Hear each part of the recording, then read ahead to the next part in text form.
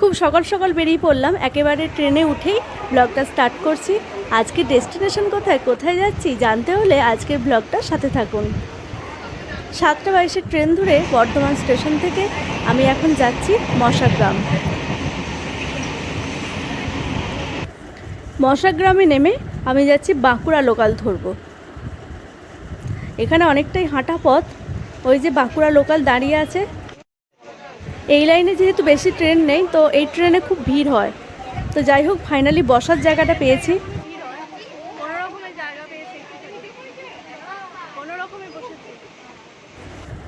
অনেকটা হেঁটে এসে আর সকাল থেকে কিছু খাওয়া হয়নি। এই দাদার কাছে আমি ঝালমুড়ি নিয়ে নিচ্ছি। এবার খুব খিদেও পেয়েছে, বুঝলেন। এবার একটু টেস্ট করে দেখি ঝালমুড়িটা কেমন।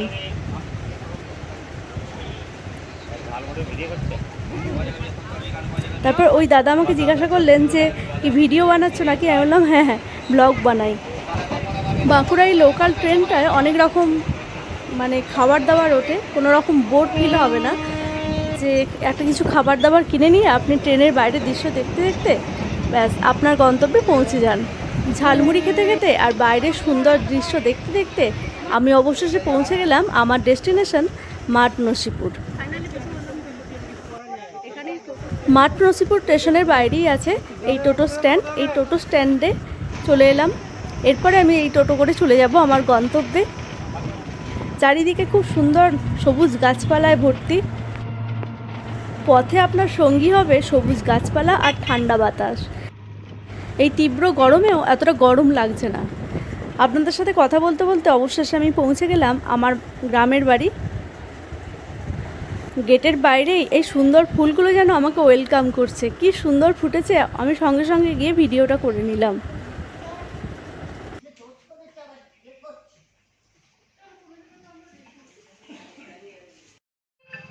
চলে এলাম বাড়িতে।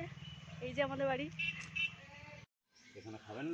বাড়িতে ঢুকেই দেখলাম কাকুরা সব রান্না বান্না বসিয়ে দিয়েছে। এদিকে পনির কাটা হচ্ছে, আর গাছেও দেখছি অনেকগুলো কাঁঠাল এসেছে। কাঁঠালগুলো থাকলে বেশ ভালো হয়, পাকলে খাওয়া যাবে।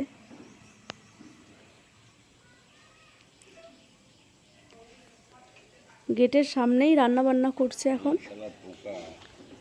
যেহেতু এখানটা কাঁঠাল গাছের ছায়া আছে আর উপরটা একটু ঘিরে দিয়েছে, যে কারণে রান্না করলেও অতটা গরম করবে না এই খোলামেলা পরিবেশে। এখন চলছে বেগনি ছাঁকা।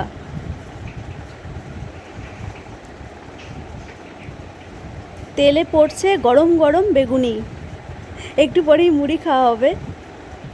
এখানে কয়েকটা আমও এসেছে দেখছি। প্রচুর আমের মুকুল এসেছিলো আর আমও ধরেছিল অনেকগুলো। বাবা বললো যে ঝড়েতে অনেক আম পড়ে গেছে।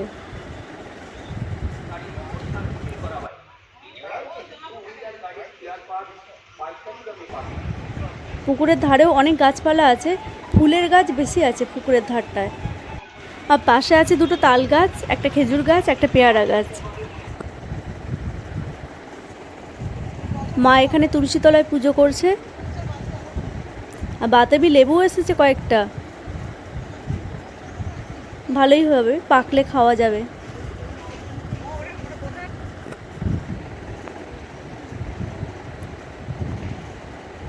আর এখানে সব সবজি টবজি রাখা হয়েছে।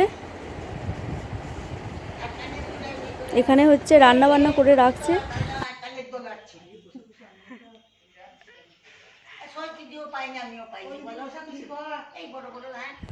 এই জেঠিমা খুব রসিক মানুষ, তা এত হাসায় আমাদের হাসতে হাসতে পেট ব্যথা হয়ে যায়। তো সেই সব কথা নিয়েই হাসাহাসি করছিল। তো এখন চন্দন বাটা চলছে, একটু পরেই বাবা নারায়ণকে আনা হবে। এটা আমাদের ঠাকুর ঘর, এখানেই মা লক্ষ্মী পুজো করা হয়। এখন মেটটাতে শাড়ি পরিয়ে রাখা আছে। আর এখানে হবে গীতা পাঠ, এখানেই হবে। বাবা নারায়ণকে এখানে নিয়ে এসে বসানো হবে। চলে এলাম বাড়িতে। আর কেন আজকে এখানে আসা, তার কারণ হচ্ছে আজকে দাদুর বাৎসরিক, সেই জন্য আজকে এখানে এলাম। আজকে দাদুর কাজকর্মগুলো হবে। দেখতে দেখতে একটা বছর যেন কীভাবে পেরিয়ে গেল। তো এখানে শুরু হয়ে গেছে গীতা পাঠ। ঠাকুরমশাই এসে গেছেন। আমাদের বাবা নারায়ণকে অর্থাৎ দামোদরকে নিয়ে আসা হয়ে গেছে। এই সুন্দর মালাটা গেঁথেছে ছোটো পিসি। ছোটো পিসি খুব সুন্দর মালা গাঁথতে পারে। বাবা নারায়ণকে ওই মালাটা পরিয়ে দিলেন।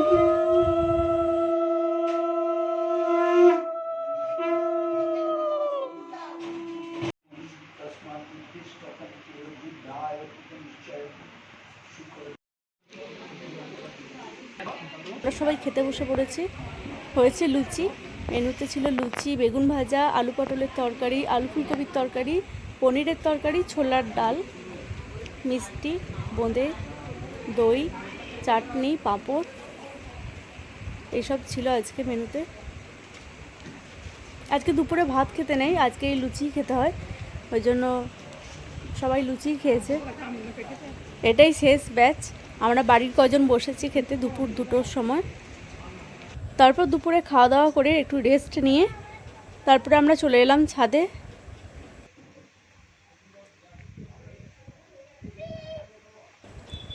তো নিচেটা খুব গরম, আর উপরে ছাদটা এত সুন্দর হাওয়া দিচ্ছিল, আর চারিদিকে সবুজ গাছপালায় ভর্তি। আমি উপরটায় বাচ্চাগুলোকে বললাম চল একটু উপর থেকে ঘুরে আসি।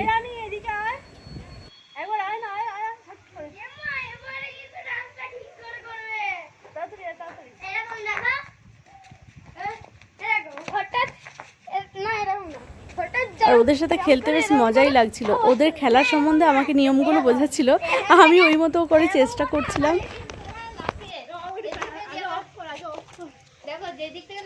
একেবারে সন্ধ্যা হয়ে গেছে, তাই নিচে নেমে এলাম বাচ্চাদের নিয়ে। আর এদিকে দিদি আলতা পরাতে এসেছে, দিদির কাছে আলতা পরে নিলাম। আর ওই দিদি সব সময় আলতা পরাতে আসে, আমাদের লক্ষ্মী পুজোয় বলুন, একাদশী যেগুলো আছে আলতা পরতে হয়, ওই সময় আলতা পরিয়ে দেয়।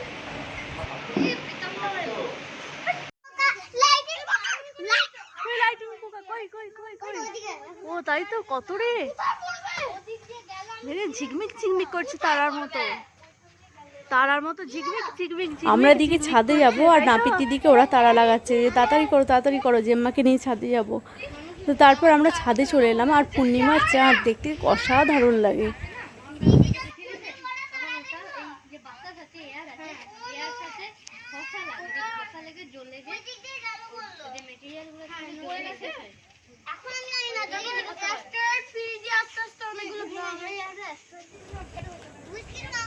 তারপর আমরা নিচে চলে এলাম, সবাই খেতেও ডাকছে। আর রাতের মেনুতে হয়েছে মাংস আর ভাত আর পোস্ত, চাটনি, এগুলো তো ছিলই। এই দেখুন জোনাকি পোকা, গ্রামের দিকে এই পোকাগুলো খুব বেশি দেখা যায়। রাতের দিকে এই পোকাগুলো যখন একসাথে অনেকগুলো থাকে তখন মনে হয় একদম ঝিকমিক করছে তারার মতো, ভীষণ সুন্দর লাগে দেখতে। এখানে অলরেডি 3-4টে রয়েছে।